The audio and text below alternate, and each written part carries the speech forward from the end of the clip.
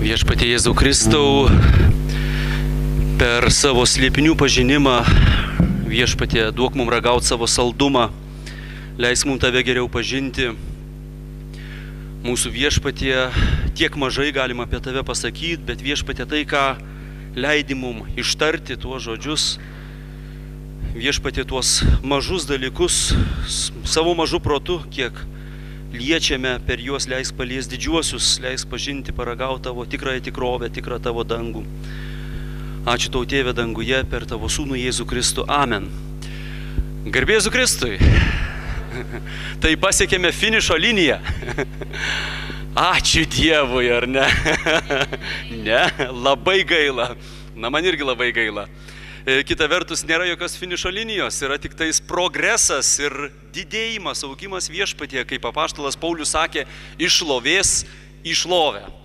Tai dabar tokia kaip ir paskutinė tema prieš vasaros karščius, kurie jau atėjo po šventosios dvasios karščio priėmimo.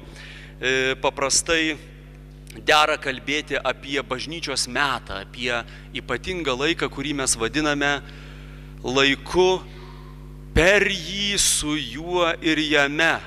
Arba dar teologai tą laiką vadina jau, bet dar ne. Jau Dievo karalystės piliečiai, bet dar ne namuose. Jau pakeliui, jau šviečia horizontas, bet dar vis ne. Tai viena tema apie sakramentinę tikrovę. Nes jeigu tai pasižiūrėtumėm įdėmiau į 20 amžiaus teologinę bažnyčios mintį, netgi ir anksčiau ta mintis ryškinta, kas yra svarbiausi dalykai. Svarbiausia kažkaip tai ragauti tai, kad gyvename sakramentinėje tikrovėje, kad visa tai, ką patiriame su Viešpačiu, yra sakramentiniai dalykai. Ir čia nėra savaime suprantama.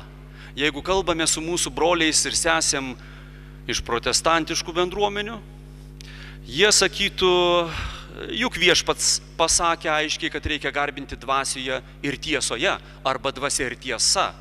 Kam išorinės išraiškos, kam sakramentai, kam išoriniai ženklai, simboliai, jeigu galima su Viešpačiu širdis į širdį. Tai turiu šiek tiek laiko pabandyti pasakyti, kad jeigu Kristus, tai sakramentai, jeigu Dievas ir žmogus viename, tai mes kitaip net ir negalime, ir tai yra Dievo valia mums šiame etape, šiame bažnyčios laike būti sakramentiškiems, sakramentiniai tikroviai ir pasaulį daryti vis labiau sakramentinė vieta. Nu gerai, kad dabar geriau tai patirt, apie ką mes kalbam, jum klausimas. Kas yra sakramentas? Apibrėžimas. Jei kas ruošėtės priimti pirmąją komuniją dar senaisiais laikais, buvo toks paltaroko katekizmas ir iš jo visi turėjo mintinai išmokti. Sakramentai yra regimi ženklai, neregimai maloniai teikti. O, Rūtelė, šaunuolė, 10 balų, egzaminas išlaikytas. Smagu. Taip, regimi ženklai, neregimai maloniai teikti. Na, kitaip tariant, matai kažką regimą ir ne šiaip praeini pro šalį, bet tai yra ženklas, kad, lobis čia yra, reikėtų kast, reikėtų staptelt, reikėtų rasti metodą, pasisavinti to, ko akis nemato, nes tai, kas akiai pasiduoda, yra regimas ženklas, kad čia slypi daugiau. Ir tą daugiau reikėtų įsisavinti, pasisavinti. Mes kalbam apie tai, kad Dievo tikslas yra mus sudievinti. Kitaip tariant, į mūsų organizmą rast būdą įdiegti savo dieviškus gyvybės vitaminus, savo dievišką gyvastį. Sudievinimas. Rasti savyje būdą apgyvendinti Dievą labiau. Ir Dievas šito mum linki. Tai aišku, mes kalbam paprastai apie 7 sakramentus. Katalikų bažnyčia 16 amžiuje apibrėžė, kad Tridento susirinkime, kaip aiškiai vardėjo, kad sakramentai yra 7. Nieko naujo nepasakė. Iki to laiko irgi mes žinojome sakramentus, tačiau jų atrodo, kad lyg ir buvo daugiau. Nebuvo daugiau. Tiesiog bažnyčios tėvai, teologai sakramentą, tą terminą labai laisvai naudojo. bet koks dalykas, kuris yra regimas, bet per jį gauni neregimą malonę, buvo vadinamas sakramentu. Pavyzdžiui, šventasis raštas, pavyzdžiui, laiminimo veiksmas, pavyzdžiui, šventinti dalykai, palaiminimai, pašventinimai, ikonos. Buvo vadinami sakramentais, tačiau buvo skiriama, jog yra mažieji sakramentai ir 7 didieji sakramentai. Na, kadangi protestantizmui prasidėjus, kai kurios bendruomenės pradėjo sakyti, kad vis dėlto sakramentų gal nėra 7, gal yra tik tais 2, o gal yra tik tais 3, tai katalikų bažnyčia ėmė ir apibrėžė aiškiau. Yra 7 sakramentai, o kitus sakramentus pavadino sakramentalijom. Tokie mažesnieji sakramentiniai dalykai, bet visais atvejais kalbam apie regimą dalyką, kurį palietus tikėjimu gauni neregimą malonę. Tai apie sakramentus labai nesunku katalikų bažnyčios katekizme pasiskaityti ir tai yra jums namų darbas. Perskaitykite, viską sužinosite, nieko ypatingo, daug ypatingiau yra sakramentus įsisavinti ir juos praktikuoti. Bet man noras sudrebinti vėl mūsų tikėjimo mintį apskritai, pabandant šitą klausimą pakelti iš esmės. Žodis sakramentas, ką jis reiškia? Šventą daiktą, šventą dalyką. Iš tikrųjų tai yra vertimas, lotyniškas žodis, vertinys graikiško žodžio. Jau mes prisimename, kad Naujasis testamentas parašytas graikų kalba, taigi sakramentas atsiranda ten, kur graikų originaliai yra žodis mysterion. Na, anglų kalboje sako mystery. Ir kai sakome mystery, tai yra toks nesuvokiamas, nelabai matomas, bet kažkas yra. Ir taip tai yra pirminė žodžio prasmė. Paslėptas, pojūčiams sunkiai pasiduodantis, neperprantamas, neišsemiamas, neaprėpiamas. Bet labiausiai turime omeny Dievo paslėptą mintį. Na, ji kodėl paslėpta? Nes ji pranoksta mus visus. Mes nei vienas negalime jos aprėpti, nei savo protu, nei savo siela, nei kitomis galiomis, bet Dieve yra tas dalykas. Dievo planas, Dievo slėpininga mintis. Ir apie tai, pavyzdžiui, mes skaitome Efeziečiam laiške 1 skyriuje 9 eilutėje. Dievas paskelbė mums savo valios paslaptį pagal savo palankumą. Ir čia yra mums savo valios misterion, slėpinį. Kartais lietuvių kalboje, na, žinot, kalbos žinovai visada jie nesusitarė iki galo. Tai būna daug debatų, bet šiaip jau kartais mes sakome paslaptis ir slėpinys nėra tas pats. Kai kalbam apie Dievo paslaptis, čia reikėtų sakyti slėpiniai, nes paslaptį gali atskleisti, o slėpinys visada lieka neišsemiamas. Jį gali nerti, jį gali įsisavinti kažkaip, bet viso neapriepsi niekada. Taigi, paskelbė mums savo valios paslaptį pagal savo palankumą, kaip nusprendė savyje, labai įdomu, ką Dievas nusprendė savyje, kad laikų pilnatvei atėjus galėtų suvienyti Kristuje, čia Dievo svajonė, čia Dievo planas, suvienyti Kristuje visą, kas yra tiek danguose arba danguje, tiek žemėje. Kas žemėje, kas danguje, suvienyti. Ir kai visa bus suvienyta, kūrinyje visa tikrovė patirs pilnatvę. Ta žodis pilnatvė graikų kalboje pleroma. Ir kartais mes tą žodį randam naudojama labai buitinėje aplinkoje. Pavyzdžiui, kai Viešpats kalba palyginimą apie žuvis ištrauktas tinkle. Ir sako, tinklas buvo tuščias, kai ištraukė tinklą, jis buvo pilnas. Pleroma įvyko, pripildymas. Kažkas, kas nėra pripildyta, tampa pripildyta. Talpa, konteineris, į kurį įeina kažkas, ar ne? Arba, pavyzdžiui, kažkas, kas nėra atbaigta, bet gali būti atbaigta. Kai Viešpats sako, atėjau nepanaikinti įstatymų ir pranašų, bet atbaigti, išpildyti, pripildyti, čia jis naudoja tą patį žodį, pleroma. Evangelistas naudoja pleroma žodį, pilnatvė, įpilnatvinti. Ir kai apaštalas Paulius kalba apie visos tikrovės įpilnatvinimą, jis kalba apie šitą mūsų kūrinyje kaip konteinerį, į kurį Dievas įeina ir jį pilnai pripildo. It tinklą pripildyti galima žuvimis, it atbaigti kažkokį neatbaigtą dalyką, šitą kūrinyje Dievas turi svajonę atbaigti, pabaigti. Bet žiūrėkite, apie ką mes kalbame. Mes kalbame, kad jis tą daro suvienydamas tai, kas danguje ir kas žemėje. Kolosiečiam 1:19.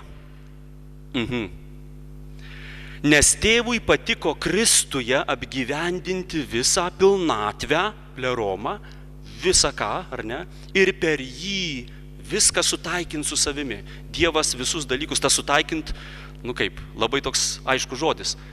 Kai dalykai niekaip nesueina dvi detalės, bet tu gali jas sutaikinti, sutaikyti, pataikyti, įtaikyti, jos pagaliau susikabina tenai ir jau tada yra kartu.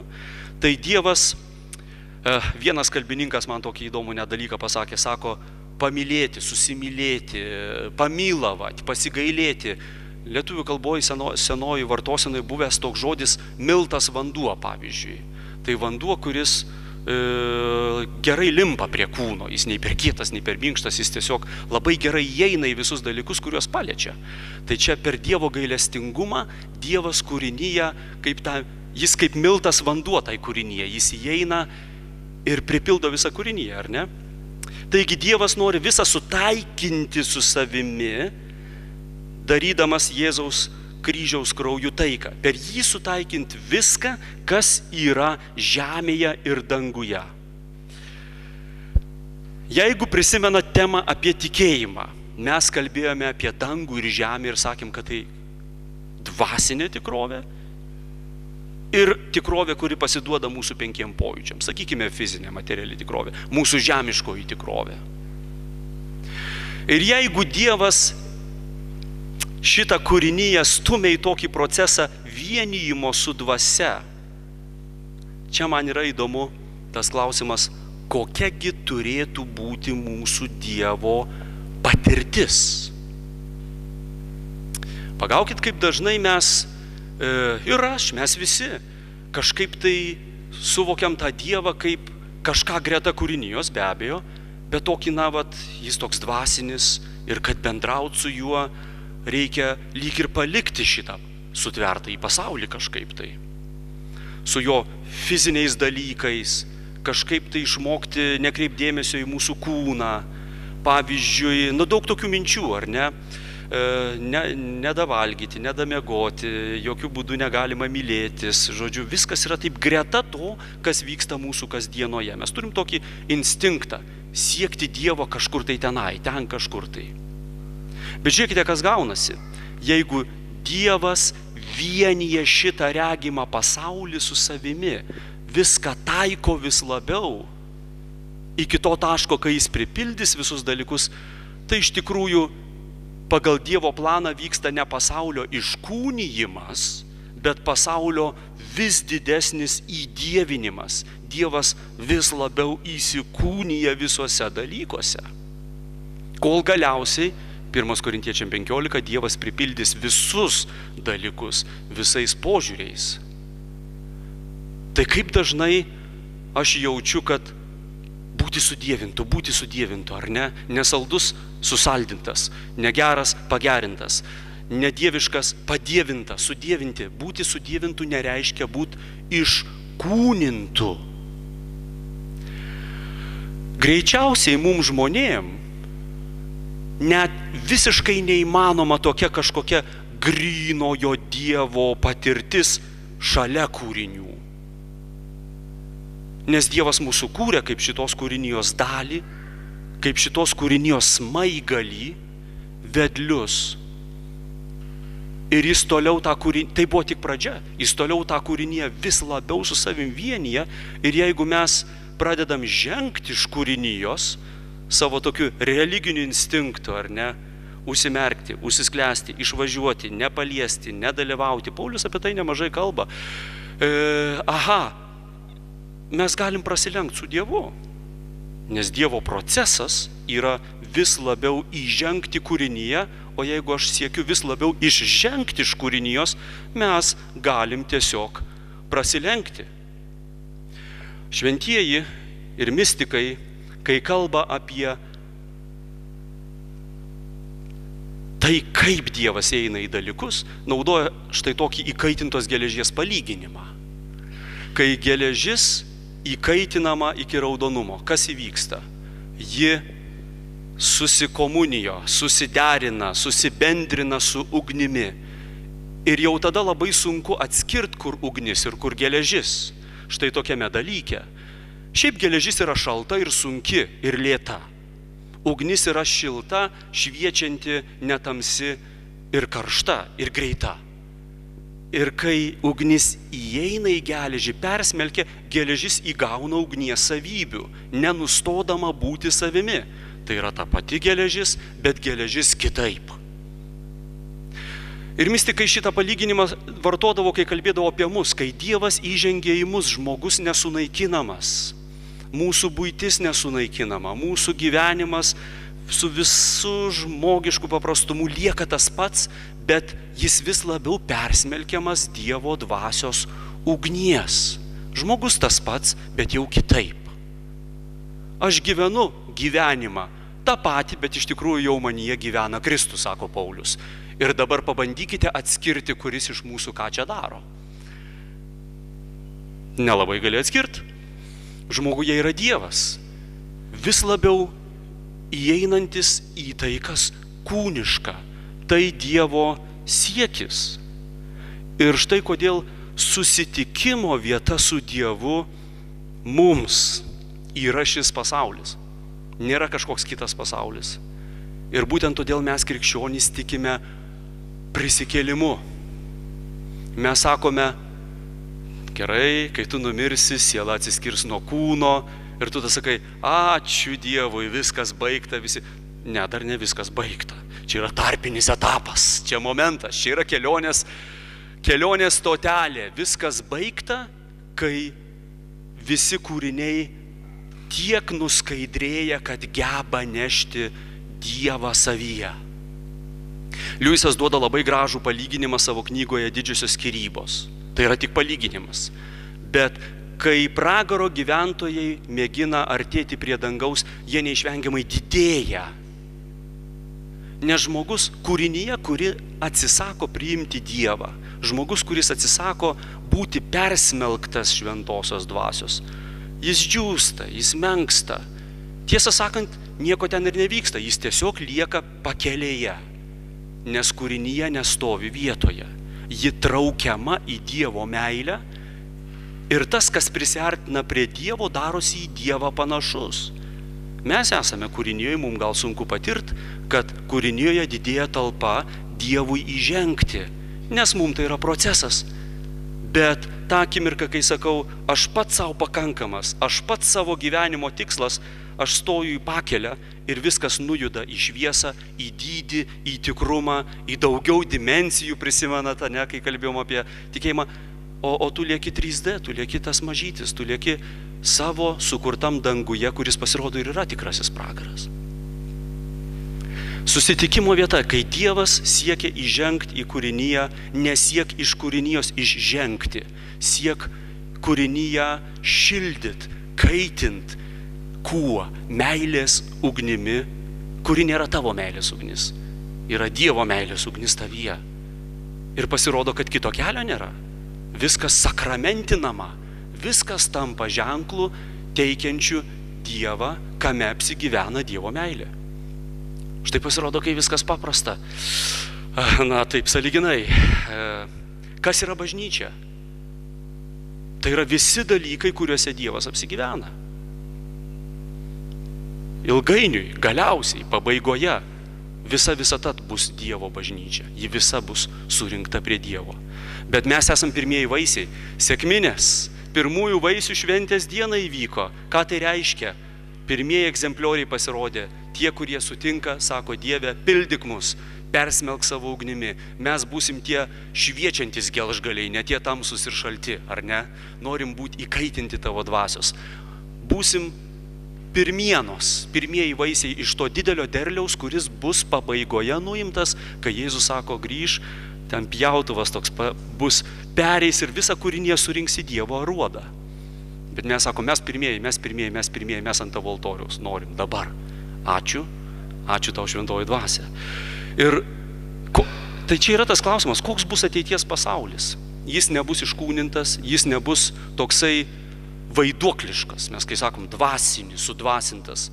Tai pagoniška mūsų pasąmonė sako vaiduokliškas, toks, kur taip sklando kažkur. Ne, sudvasintas reiškia dar tikresnis. Tiek tikras, kiek pats Dievas tikras. Ir štai kodėl jūs matote tas atmerktas akis. Man labai patiko tokio rašytojo Chestertono mintis. Jis sako, rytų mistikas, Azijos religijų mistikas, kontempliuodamas užmerkia akis. Na, jei matėt Budos skulptūras, jis visada paniręs į save, akis užmerktos. Jis atsitolinęs nuo to regimo pasaulio. Taip Chestertonas sako, tuo tarpu krikščionių mistikas, tu gali pamatyti jį vaizduojama ikonose. Jo akis, yra tokios. Jos visada yra net išdidėjusios. Tai yra žmogus, kuris pamatė kažką tai. Jis pamatė visiškai kitokį pasaulį. Jis ėjo 100 kartų pro tą sėdinti vargšą tenai gatvėj. Ir vieną dieną jis staiga pamatė tenai švytinčią dvasią, žėrinti sudvasintą pasaulį. Nes jame Kristus pradėjo veikti. Ir pakeitė žvilgsnį. Ir tu pamatai, ir visos ikonos yra kažkokios tokios. Jėzus, net sunku pasakyti, čia reikėtų tai pasidėti namie ir pakontempliuoti, kas čia jo žvilgsnyje yra. Jis yra pirmasis tas, kuriame Dievas gyvena pilnai. Kaip jis mato šitą kūrinyje? Jis mato ją kaip pašauktą vienyti su Dievu ir todėl jis mato, kad jos visa paskirtis, ir čia mano pirmas teiginys, nėra tokios nesakramentinės tikrovės. Visa kūrinyje tam tikrų lygių yra sakramentinė, nes Dievas ją kūrė, turėdamas omeny, kad ji auks, bręs, žydės, neš vaisius ir tiek įkais Dievo dvasia ir Dievo meilė, kad bus visiškai minkšta ir pasiruošusi priimti Dievą ir taip taps tikra. Ir Jėzus pirmasis, tas žmogus, su kuriuo jau tai nutiko. Ir išvelgia visus šitos dalykus. Čia filosofai mums galėtų pavydėti, nes filosofo pagrindinė užduotis gyvenime yra neprarasti nuostabos jausmo, neapsiprasti su dalykais it savaime suprantamais, išlaikyti nuostabą yra filosofo nuostata. To, kuris myli išminti. Ir krikščionis niekaip kitaip, krikščionis nubus, kuris miegi ir apšvies tave Kristus. Ką tai reiškia? Paulius sako, tai atsibudusiems žmonėms, šiaip jie neguli lovoje, ar ne? Bet kai toks žmogus priima dvasią, jam visa visata pasirodo kitokia. Ir jis sako, mano akys buvo atmerktos, bet mano širdis miegojo. Aš dabar matau viską. O kas yra viskas? Tu matai meilę, tu matai Kristų kiekviename, tu matai Dievo svajonę kiekviename mažame dalyke. Jeigu, dar viena, žiūrėkit, ar ne? Čia yra pirmoji koptų krikščionių ikona, mums žinoma, iš 8 amžiaus. Jėzus tokį vienuolyno vyresnį apsikabinęs. Žiūrėkite jų akis, jie abu tokie kaip... Aš dabar įsivaizduoju, kaip ten per sekminę sakė, jie prigėrė jauno vyno, ten turbūt ne vien tą, ką jie kalbėjo, ten ir jų akys buvo išsiplėtusios. Jie pamatė kitą kūrinyje, per kurią dvasia kalba. Dievas pildo viską. Ir jie tokie žiūri aplinkui ir mato mumise, ką? Mato mumise turbūt ugnies liepsnas ir vėtrą, dvasią. Kai Dievas įžengia į visus dalykus, įeidinėja į visus dalykus, tau nereikia kažkur toli keliauti, kad su Dievu susitikt. Iš tikrųjų, arbatos puodelis gali būti didžiausia šventykla. Tavo pirštas, kuris neprisimenu iš bažnyčios tėvų, yra pasakęs, o gal ne, nesvarbu, sako, man užtektų vieno nykščio, ar tik ne Newtonas, visai ne bažnyčios tėvas, mokslininkas, sako, man užtektų vieno nykščio, kad įrodyti, kad Dievas egzistuoja. žmogus nepraradęs nuostabos. Jeigu mes atsisėdame vakare ir pažvelgiam į savo kūną ir paklausim, kas aš esu, ar tai esu aš, kur aš baigiuosi, ties kuria kūno dalim, tu gali visą naktį prasidėti. Tavo akys įsiplečia taip ir tu galiausiai sakai, koks stebuklas. Aš net pats savęs nesuvokiu, kiek nuostabiai aš esu padarytas, kas čia per slėpinys, ką aš veikiu šitame pasaulyje. Dieve, koks tu stebuklingas, koks tu nuostabus.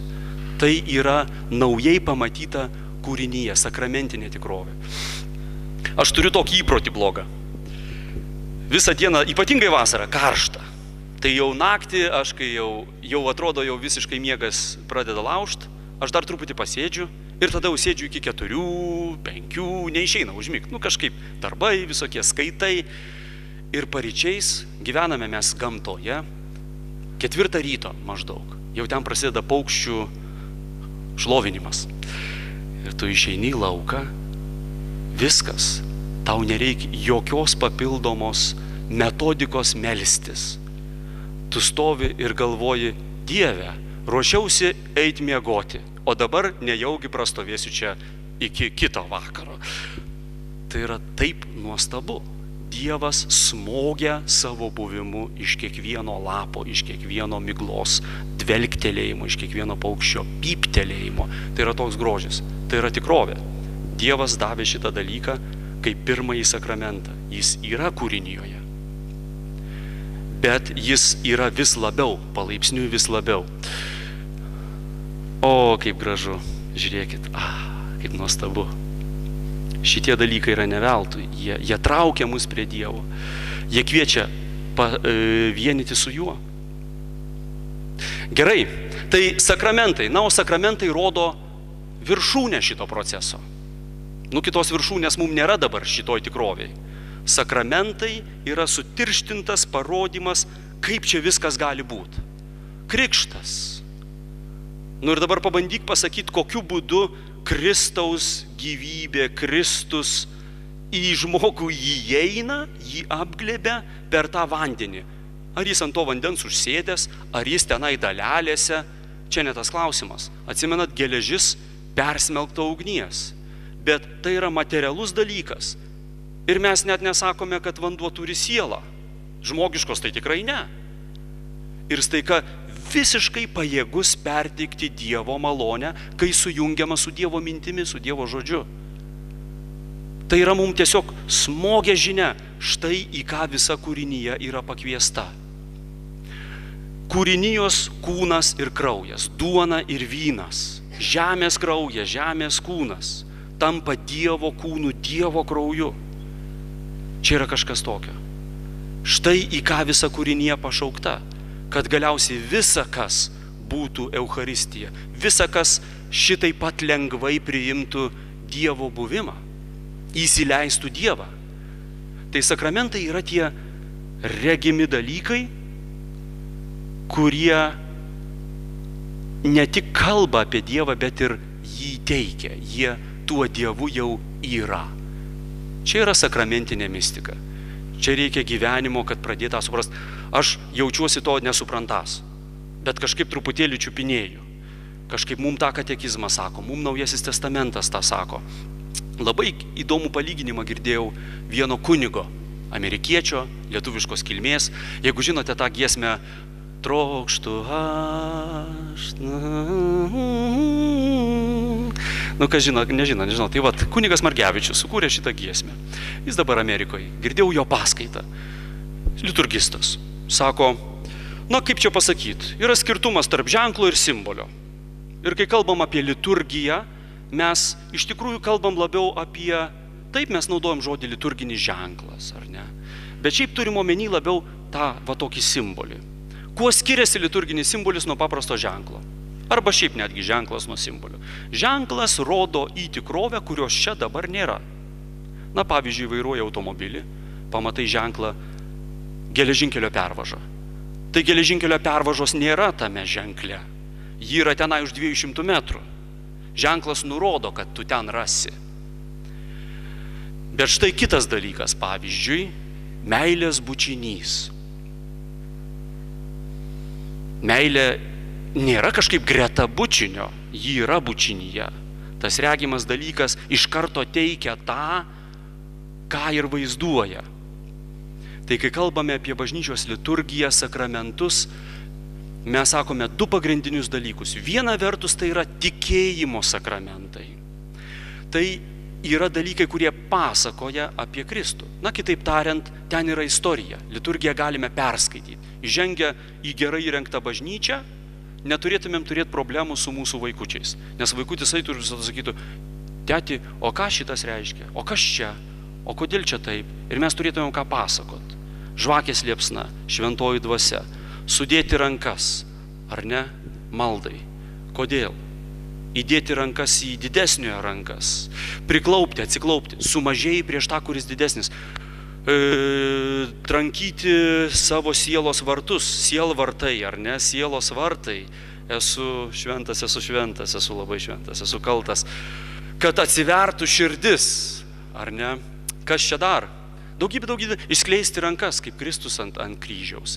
Bet kuri, bažnyčios istorijai visada, bet kuri virvė primindavo tas virves, kuriuom viešpats surištas. Bet koks balta drobulė primindavo tą drobulę, į kurią Jėzus gimęs buvo įvyniotas. Ir taip pat tas drobulės, į kurias Jėzaus kūnas buvo įvyniotas.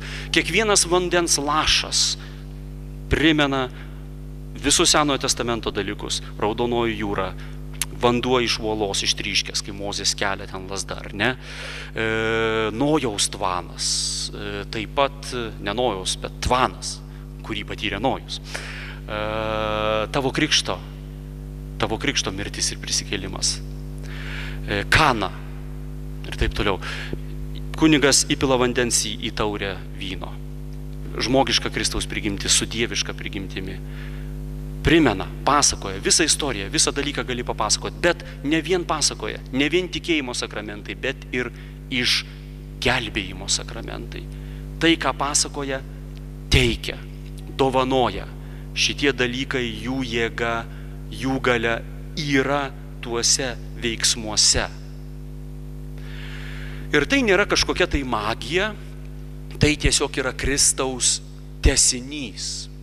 Nes pirmasis, su kuriuo taip nutiko, yra mūsų viešpats Jėzus. Mat labai įdomiai bažnyčios tėvai pasakoja, prieš juos dar apaštalai pasakoja, kad va tas kūrinijos vienijimas su Dievu ne iškart toksai sklandus. Kūrinija tingi, kažkaip kūrinijai ankšta, pirmiausiai žmogaus asmenyje.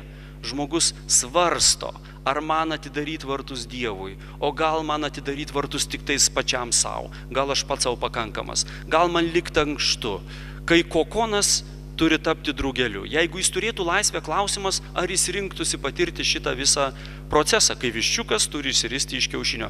Šiaip mums atrodo gražu, bet sako mokslininkai, biologai, kad ten tas viščiukas patiria nepaprastai daug streso. Greičiausiai jis patiria mirties siaubą ir mirties baimę. Štai kodėl jis pradeda jau lukštentis, nes jam ten darosi ankšta. Jei jis turėtų laisvą valią, gal jis rinktųsi tiesiog palikite mane ramybėj ir mirtų. Mes šitoj kūrinijoje turim įsilukštent ir tai nevyksta taip labai kažkaip sklandžiai. Iki Kristaus, bažnyčios tėvai sako, o vieną dalyką svarbu pamiršau, buvę šešėliai. Kitaip tariant, daug dalykų rodė į Dievą, bet buvo per skysti, kad su Dievu iš tikrųjų susivienytų. Tai pirmiausia išrinktosios tautos apeigos. Išrinktosios tautos Izraelio istoriniai įvykiai. Jie kažkaip tai pranašavo apie tą akimirką, kai Dievas tikrai įžengs į kūriniją. Bet prieš tai buvo parengiamasis laikotarpis. Širdis buvo kietos. Jėzus sako, dėl jūsų širdžių kietumo Mozės įstatymai yra tokie, kokie yra. Jūs kitokių pakelt negalėtumėt. Vienintelis tikras įstatymas, vertas tikros būties, yra meilės įstatymas. Bet kieta širdis negali pakelt meilės įstatymo. Ji negali suvokti meilės principo. Ji turi kažkaip tai daaugti kito, priaugti kito iki ištikimybės sampratos, aukos sampratos, tikro gyvenimo, tikros meilės. Ir štai Mozė turi tą užduotį, jis kuria daugybę įstatymų, kurie tos kietos širdies visuomeniai veikia kažkiek. Ji tuos žmonės išlukštena truputėlį labiau iki tol, kol jie taps pajėgus priimti, prisimenat, sekminės, naują įstatymą, kuris jau ne akmens plokštėje, ne punktai surašytas, bet tiesiai į širdis, kaip nauja prigimtis, kaip naujas sutirpdymas žmogaus, jo perkūrimas iš naujo. Ir žmogus nubunda ir sako, kaip aš galėjau taip gyventi. Negali būti. Aš naujas kūrinys, Viešpatie pagelbėk man. Taip man jie yra senieji įpročiai. Jie mane laiko pririšę prie mano praeities, prie mano senųjų dalykų. Bet Viešpatie, taip tu nemeluoji ir aš tą patiriu, manyje gyvena naujiena. Geroji naujiena, dangus. Pavyko Dievui mane apgyvendinti. Viešpatie, leisk man tave išsaugot, tą gyvybę išsaugot, ją turėti. Tai tie šešėliai, na pavyzdžiui, avinėlio aukojimai šventykloje, kraujo aukos, pasakojimai, mitai, istorijos. Bažnyčios tėvai, apaštalai sako, čia buvo parengiamasis laikotarpis. Na pavyzdžiui, net ir pagonys turėdavo tokių mitų. Orfėjaus mitą pirmieji krikščionys labai įdomiai vertino. Sako, tik įsiklausykite, Orfėjas, saldžiabalsis giesmininkas, leidžiasi į mirties šalį, į Hadą, kad išvaduotų savo mirusią žmoną. Juk Kristus tą dėl bažnyčios padarė. Tai vadinasi, senosios kartos nutuokė, kas nutiks, nutuokė, kad ateis tikrasis išvaduotojas, kuris iš tikrųjų nužengs į mirtį ir išsiveš žmoniją savo bažnyčią, savo nuotaką, ar ne? Ir taip toliau ir panašiai. Bet šešėliai virsta tikrų dalykų. Pabandykite įsiklausyti į štai, ką sako Kolosiečiam laiškas 2. Visa tai, o kas tai visa tai? Na, ten tos senosios šventės, senieji papročiai, Raudonoji jūra, Varinis žaltys, Mozė, Aronas, šventykla. Visa tai yra būsimųjų dalykų šešėliai. Tas šešėlis toks mažiau tikras dalykas. Jis krenta nuo ateities, tu matai tą šešėlį, tu juo seki, bet kūnas yra Kristaus. Ir kai tu juo seki, tu prieini prie Kristaus. Vau. Pasirodo, tas šešėlis krenta nuo kūno ir tas kūnas turi veidą, turi vardą. Ir tai yra geroji naujiena. Dievui pavyko apgyvendinti kūrinį savim. Iš tikrųjų.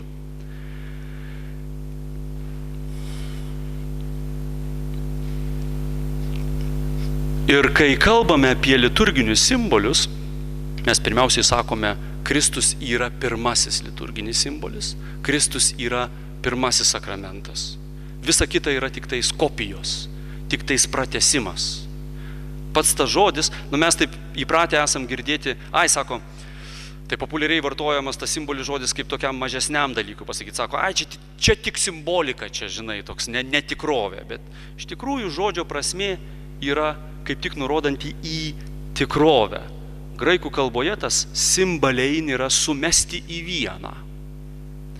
Ir žodis yra kilęs iš labai senos praktikos, kai dar nebuvo mobiliųjų telefonų, nebuvo paso, nebuvo interneto ir buvo labai sunku atpažinti žmogų, jeigu tu jo nematei. Ir štai todėl, pavyzdžiui, du žmonės, kurie darė kažką kartu, bet paskui ilgam išsiskyrė, jiem klausimas buvo, žinai, mes visi norim geriau gyventi, ar ne? Ir sako, palauk, bet pas mane yra penki vaikai, pas tave ten 10 vaikų ir po 10 metų jie visi turės jau anūkus ir jeigu tavo anūkai keliaus mano krašte, mano anūkai tavo krašte, tai jeigu jie pasibels į tavo duris, iš kur tu žinosi, kad čia savi? Jeigu jie prašysis nakvynės, jeigu jie prašysis...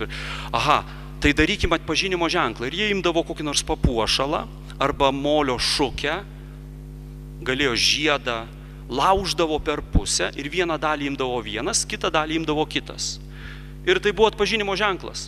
Po 20, po 50, po 100 metų kažkas iš tos giminės ateidavo į kur nors Siriją, pasibelsdavo į duris, sakydavo, mano prosenelis ar senelis su jūsų seneliu kovojo vienoj makedoniečių armijoje, pavyzdžiui. Tai mes bičiuliai, savi, liuks. Tai gal galit mus priimti. Ir tie sakydavo, palauk, jūs turit atpažinimo ženklą? Na, aišku, turim, va.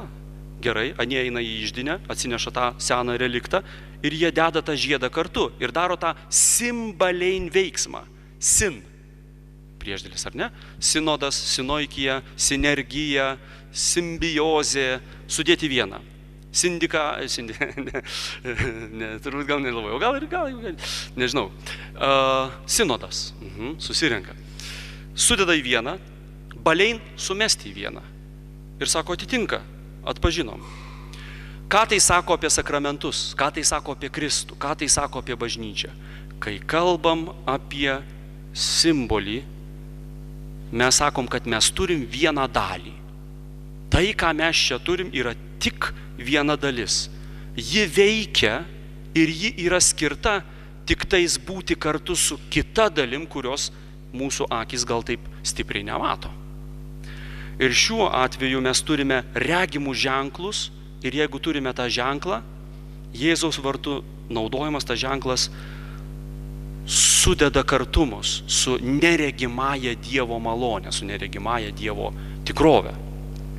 Ir taip gerai pagalvoję mes matome panašumą su žodžiu diabolein, ar ne? Nes sim yra sudėti vieną. O kas yra diabolius? Dia. Ką reiškia tas dia? Diafragma. Kas yra diafragma? Tokia plėvė, ar ne? Diatonika. Dialogas, net girtai sako, du yra. Diaspora, išblaškytieji.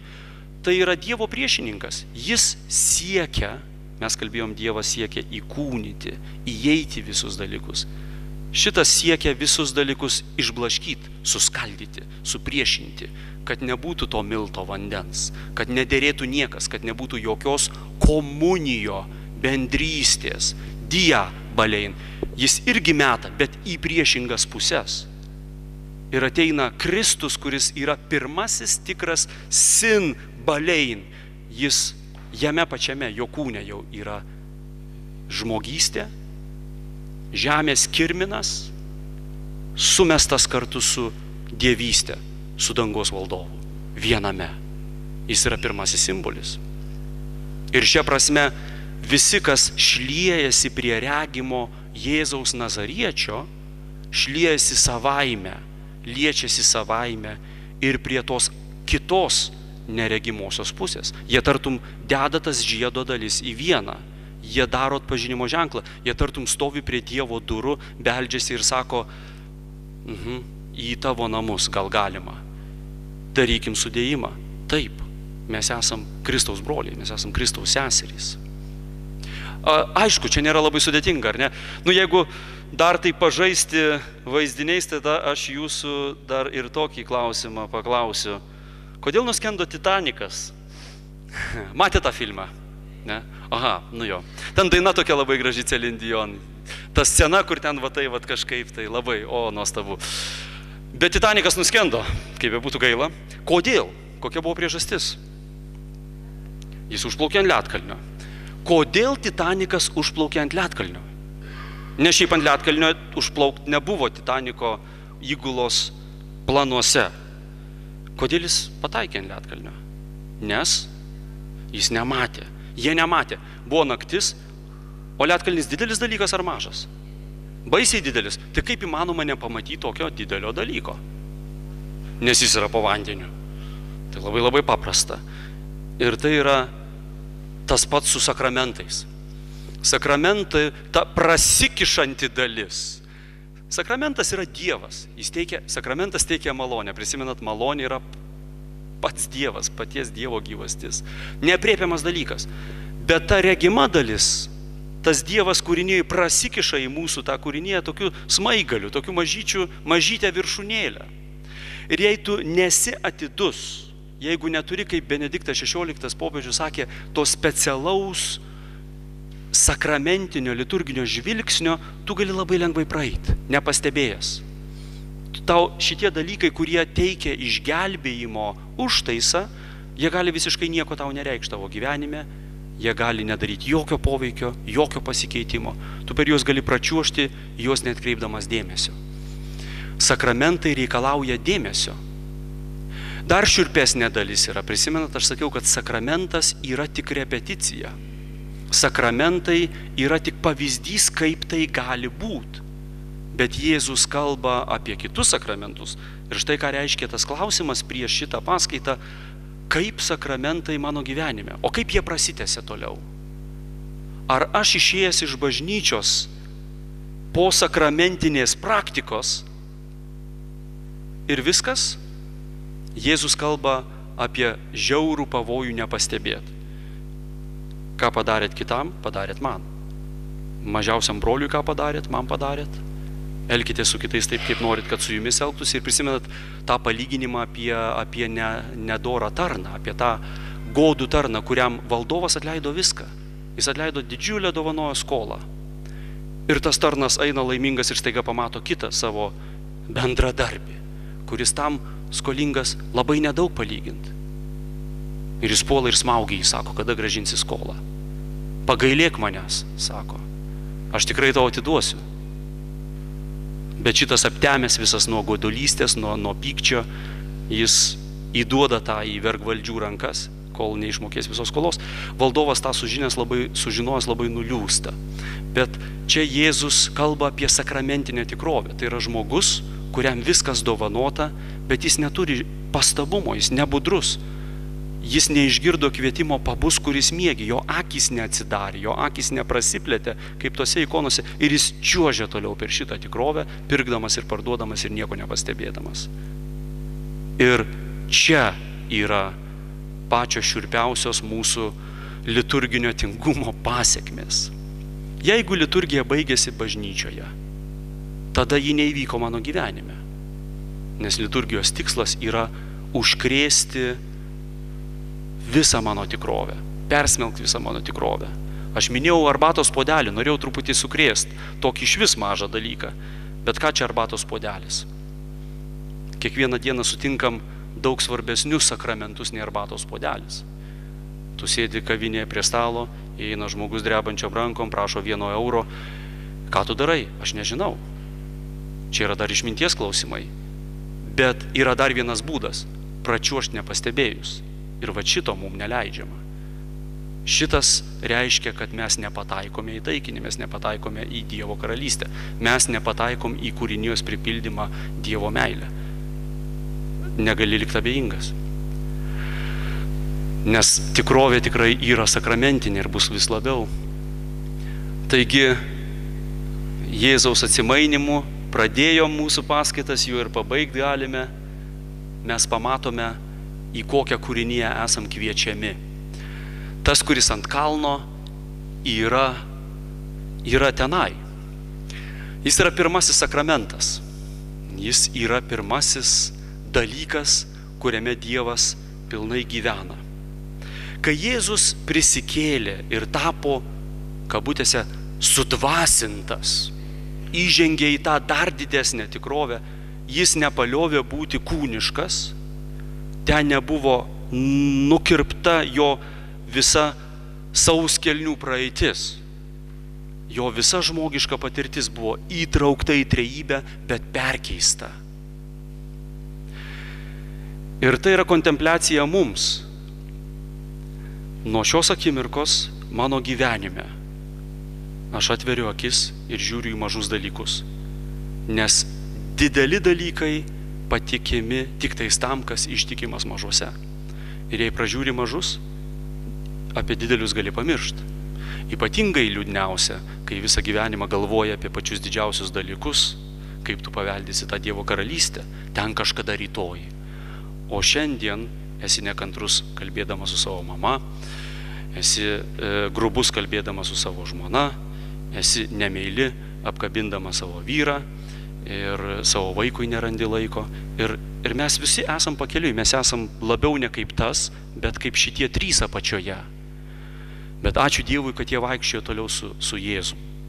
Vienas jį išdavė, kitas niekus kalbėjo ir vis tiek viešpats sako, tol kol prie mane šliejasi, aš tave tempiu kartu į tą tikrovę, kuri tarp manęs ir tėvo. Tėve, ta šlovėtas gyvenimas, kurį nuo amžių man esi dovanojęs. Va šitą jiems noriu padovanoti ir šitą noriu jiem perteikti. Tai tas paskutinis toks vaizdinys, su kuriuo norėčiau palikti, jūs tai būtų ko gero 2, labai trumpi, dar 5 minutės.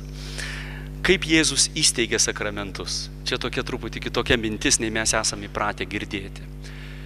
Mes girdim, kad Jėzus įsteigė sakramentus, kai juos darė. Bet Jėzus turi labai stiprią įtakos galią. Jis yra pirmasis, tam, kad visa kita persmelktų, ta ugnimi darytų panašius dalykus į save.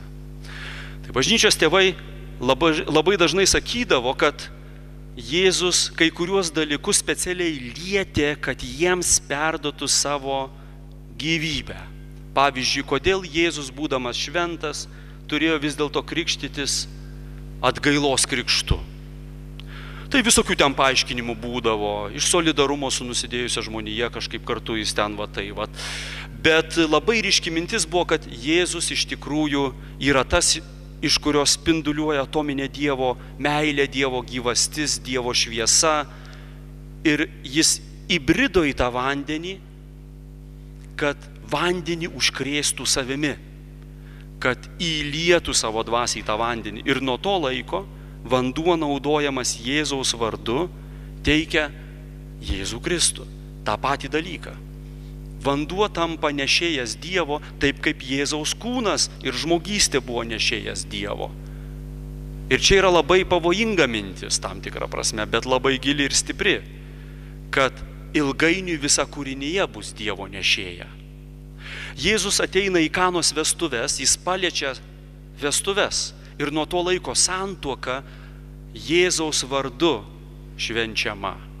Ji dovanoja patį Kristų tiem žmonėm, kurie joje yra. Jėzus paliečia mirtį, Jėzus paliečia kančią. Ir nuo to laiko kančia gali teikti patį Dievą. Jėzus paliečia netgi pačias tamsiausias mūsų gyvenimo gelmes. Ir nuo to laiko mes kitaip kalbam apie mirtį, mes kalbam kaip apie slenkstį, kaip apie iškeliavimą. Jėzus paliečia drobę. Veronikos istoriją prisimenat, pirmoji ikona kaip atsiranda. Veronika priėjusi, tas Vera ikona, tikroji ikona, labai gražus vardas šitoj istorijoje. Ji prideda drobę prie jo veido ir jis perteikia, jis paliečia drobę, nuo to laiko drobė naudojama Jėzaus vardu, gali dovanoti Dievo buvimą. Ne magišku būdu, bet jei turi tikėjimo žvilgsnį, jei sugebi žvelgti ne į drobę, bet pro drobę, per jį su juo ir jame. Ar ne? Taip Jėzus paliečia daugybę dalykų ir iš tikrųjų visa liturgija yra toksai tartum Jėzaus drabužis. Kai moteris serganti kraujoplūdžiu, jinai prisiartino prie Jėzus, palietė jo drabužį, iš jo jau galiai iš karto ją išgydė. Tai mes galim sakyti, visa bažnyčia, visa liturgija, visi sakramentai yra tartum Jėzaus drabužis, kurį mes liečiame nuolat. Jis jais apsivilkęs, nes prisimenat pačią pradžią, ką šnekėjome, grinosios Dievo patirties mes šitoj kūrinijoje negalim turėti. Ir tai yra geras dalykas, nes norėti tokios patirties reiškia norėti visai kitokio dalyko, nei Dievo planas yra. Dievas kaip tik vis labiau įžengia į visus dalykus. O kitas vaizdinys tai būtų, mes girdime, kad bažnyčia ir sakramentai gimė iš atverto Kristaus šono. Labai įdomiai rytų krikščionys, kai jie paruošia atnašas, jie ima eucharistinę duoną ir vieną duonos dalį vadina avinėliu. Ir tada ima tokią mažą ietį kunigas, daro daug ten dalykų, bet vienas iš veiksmų yra, jis ruošdamas atnašas duria į tą duonelę, ar ne, į tą duonos dešinėje pusę, sakydamas, ir perdurė jo šoną ir ištekėjo kraujas ir vanduo. Ir kai tarė to žodžius, į taurę pila vyną ir pila vandenį. Nes iš Kristaus išteka kraujas ir vanduo. Sakramentiniu būdu tai parodoma. Bet čia mes matome taip labai konkrečiai. Pirmame vaizde Dievas tėvas ištraukė iš Kristaus šono bažnyčią. Ar ne? Antrame, pati bažnyčia stovi šalia Kristaus ir gauna sakramentus. Kraujas yra Eucharistija, vanduo yra krikštas. Ką šitas vaizdas primena? Kada pirmą kartą buvo šonas atvertas ir kažkas iš ten buvo ištraukta? Adomui, Kai Adomas buvo užmigdytas, dieviškosios anestezijos, jo šonas buvo atvertas ir buvo sukurta moteris. Šita istorija mums sako ką? Kad moteris yra tos pačios rūšies. Dabar pabandykite įsiklausyti. Būtų gera, jeigu šitą mintim liktumėt. Moteris yra tos pačios rūšies. Nes Adomas atvėrė, jis kiekvieną rytą atsimerkdavo, aš taip įsivaizduoju, ir žiūrėdavo į paukščius, į vandenį, į medžius, į stirnas, į usūrinius šunis, whatever. Ir sakydavo, ne kūnas iš mano kūno, ne kraujas iš mano kraujo. Visai kitos rūšies dalykai. Nuostabus, gražus, bet jo ilgesys buvo, kad atsirastų tokia kaip jis. Ir pirmą kartą atvėręs akis po to, kai moteris atsiranda iš jo šono, sukuriama, jis sako, pagaliau, kūnas iš mano kūno, iš tikrųjų, mėsa iš mano mėsos, kaulas iš mano kaulo. Hebrajiškai tai pasakyta, ar ne?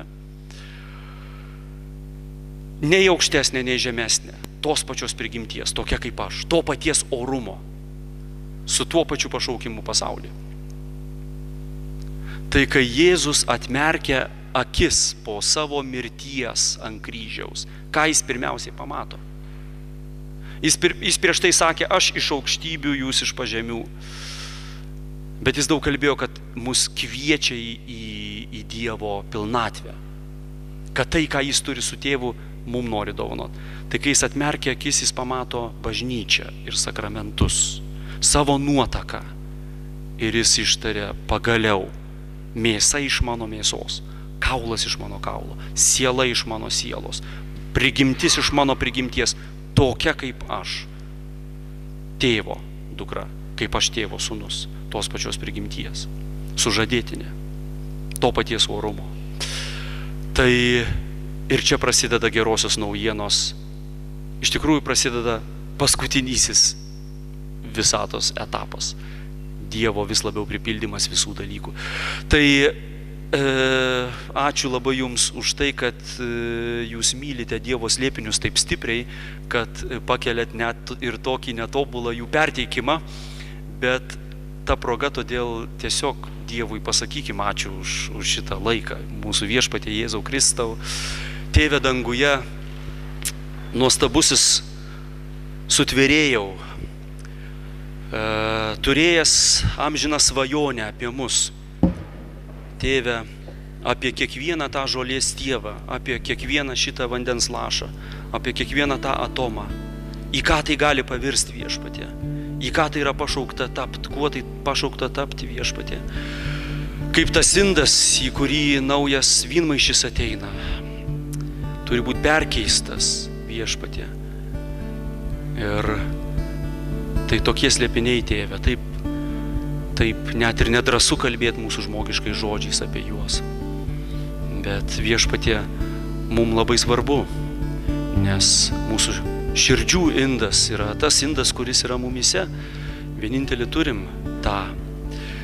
Ir viešpatie, jei kažką tau galima aukoti, jei kažką tau galima atiduoti, tai turbūt tik tais mūsų nuogą, pliką kūną ir mūsų sielą. Ir nieko daugiau, visa yra dovanota mum. Bet tai, kas esame mes, viešpatie, tas atsigrėžimas, metanoja, tas atsivertimas, grįžimas pas tave, viešpatie, nelikimas, nelikti pakelėje, nesudžiūti, nenudžiūti, netamsybėse. Viešpatie, šitie dalykai mums labai svarbus. Toks trumpas mūsų gyvenimas ir toks trapus ir nieko gero mes iš jo padaryti taip ir nesugebam. Kuo toliau, tuo labiau vis matom ir matom tai.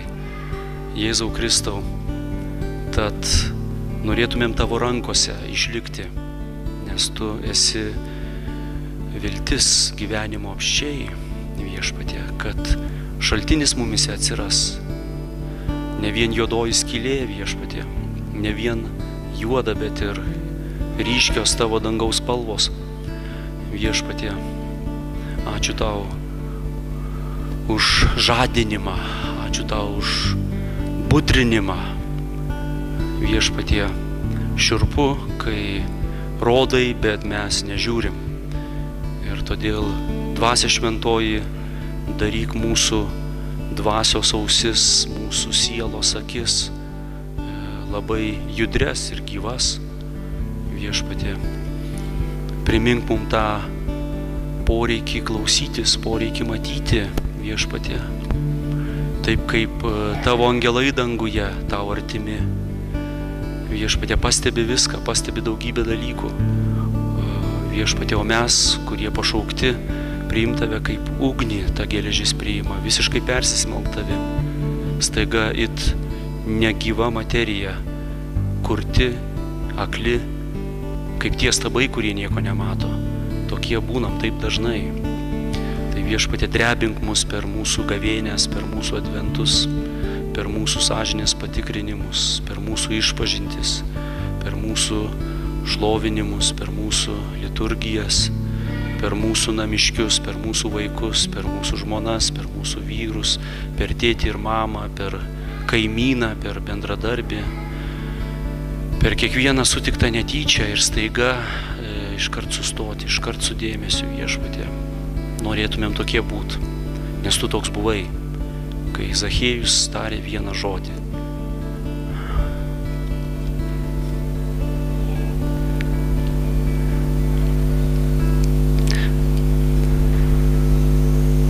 Atėjai į jo namus ir vakarieniavai su juo Viešpatie, tai tokie norėtumėm.